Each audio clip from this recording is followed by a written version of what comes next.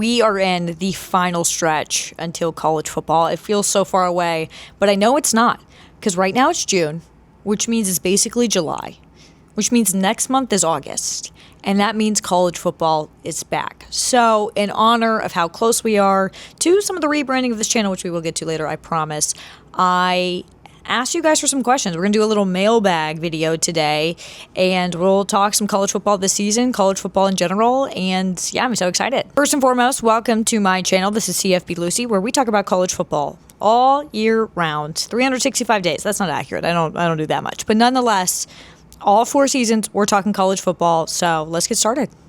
Please subscribe also. Okay, so let's take some of your questions that you sent in. I appreciate everyone sending in questions. We won't get to all of them, but we will get to some. So let's start off with Dallas Mustang 11 asked, what has been your most surprising game day environment so far? Either surprising in how lackluster it was or surprised by how awesome it was. My awesome one that I just didn't have bad expectations for by any means, but I wasn't like, this is going to be life-changing, and it ended up being really, really wonderful, was Oklahoma State. I got to go to their last Bedlam game. This was the final year of Mike Gundy before everything turned terrible. And it was the last time they played Bedlam, and Oklahoma State won. So that game sort of made it, so special. But they do a lot of fun stuff with the paddles and Pistol Pete, and they have a lot of fun chants. They sing "I Got Friends in Low Places" at the end of the third quarter, which I think is really fun. They also sing that when they win. Everybody stormed the field. They ripped the goalpost out of the ground. It was all the kind of elements to be a really fun game day experience, and the fact that it was a rivalry game against Oklahoma that they won really made it spectacular. I thought Stillwater was lovely. I left Oklahoma State being I really had a wonderful time. I rock with Oklahoma State. As for lackluster, I think you guys know I did not have a wonderful experience at South Carolina, and I had just heard wonderful things. I just didn't enjoy it. It was a bad game. The weather was hot. The people were not very nice to me. So I think that was just disappointing personally. I think overall, in the more general sense, we're going to go to the other USC. Not a bad year when I went for USC. It was a ranked matchup, and that stadium was 50% full. They had speakers pumping in crowd noise. And I lived in LA for a long time and just never went to a USC game. And I just kind of never thought beyond that of why am I not going to it? Then I finally went to one and I was like, oh yeah, this is just not that fun. So underrated that I was shocked by. Oklahoma, overrated.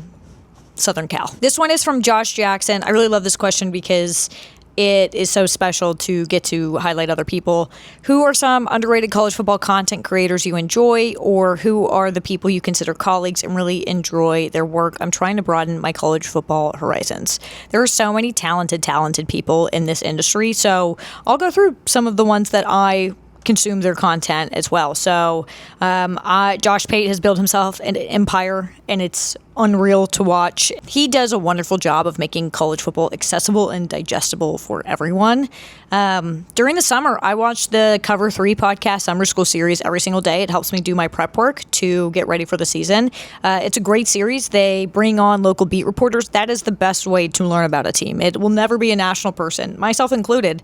It is the people whose sole job is to cover the Florida Gators or the South Carolina Gamecocks or whatever team you want. And Cover 3, this summer school series, gives you the chance to hear from those guys directly. I love that series. I cannot recommend it enough. I'm a huge fan of Shutdown Fullcast. That's my favorite college football podcast. Those guys are so funny. Love them. Obviously, my friend Jessica Smetana, the best Notre Dame follow you could possibly get. So smart, has such a great mind, but I love what Bill Connolly does with his analytics. I love what Richard Johnson and Alex Hirschner and Stephen Godfrey do. I consider myself very lucky to be in a space with so many talented people. And I'm sure I left people off that I'm going to feel bad about. I'm sure I did. Question number 3. This one is from AU Lucid XX. I don't know how I'm supposed to say that. Would the Big Ten be better or worse off with adding Notre Dame? I think that Notre Dame's addition is a net positive for any conference that would add them. They bring in a lot of money. They are a premier program. They are a very good football team, a football team that is very much in contention to compete for a national title this year. Notre Dame is a brand that brings value with it. It's just, one, I think the Big Ten would want them financially. I think it would come down to that too. there's bad blood with Notre Dame with like every program. I feel like nobody really likes them, and there are a lot of teams in the Big Ten that feel that way. On the flip side, it doesn't really benefit Notre Dame to join a conference at this point because they can negotiate their own deals.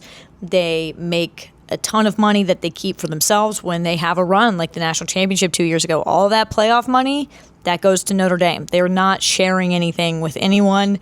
And this new sort of amendment to the college football playoff that if Notre Dame is ranked in the top 12 with the final rankings, they are automatically in the college football playoff. I'm not happy about that.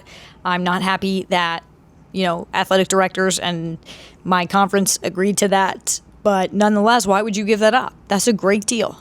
That's a great deal for Notre Dame.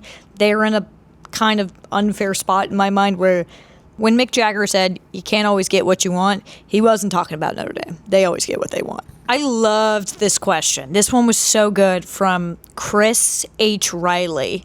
What college football fan base is most like their reputation and which one is the least like their reputation? This is a fantastic question that I thought about for a minute. I'm going to answer least first. I have never had a negative experience at Ohio State. I never have. Now, I have never been to an Ohio State game at Ohio State when they were playing my favorite team. I have always been there as a neutral supporter. I have found that the people there were super friendly and kind and welcoming, and I did not have a bad experience. And I've been there a bunch at this point. I've been there 3-4 times at this point.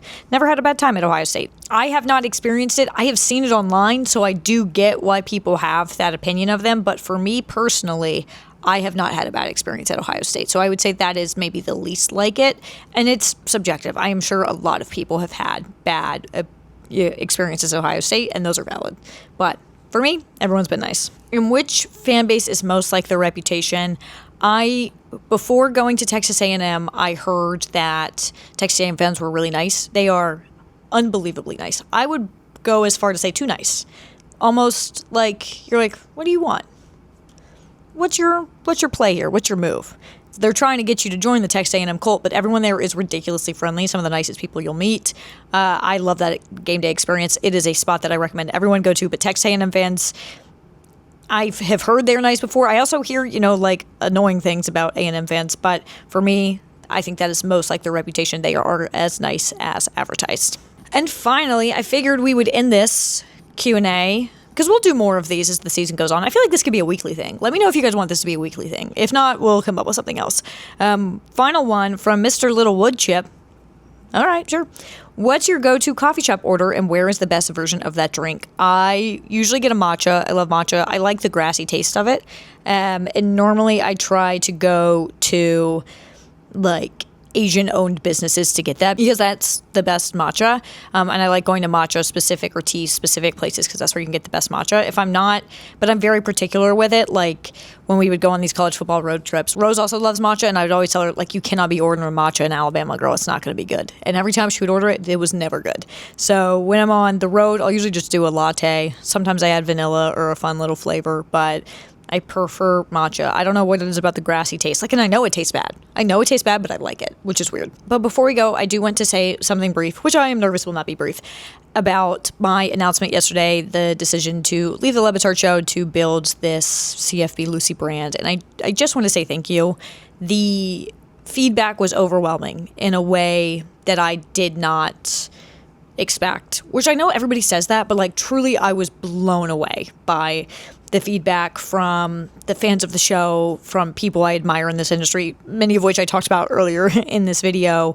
This is a big risk that I'm taking, and I know that. And to be able to go out and say, hey, I'm doing this, I'm making this giant leap, and have so much support behind it genuinely meant so much to me. I've been deeply overwhelmed the last like 24 hours just trying to respond to everybody. So I'm probably not going to get back to most of these comments. There are too many. I just want to say thank you. It means more than you know, and I don't like being emotional on the internet. I think it's weird. I don't like when people film themselves crying. I think that's weird. So I am a little uncomfortable talking about these things, but genuinely like moved me it genuinely really moved me. So I just want to thank you for the support. I'm so glad that you guys are a part of this journey, and I'm lucky that I get to make college football content for people who want it, and I'm lucky to work in an industry that's so supportive, and to have such good people in my corner, my agent, my friends, my family, and all the people who have been a part of kind of the building of this, which has been going on for a minute now. So thank you is basically what I just want to say. Thank you, and I hope that we keep this going. And let me know if mailbag is something we should continue. So I want to thank you guys, and happy college football season. We're so close.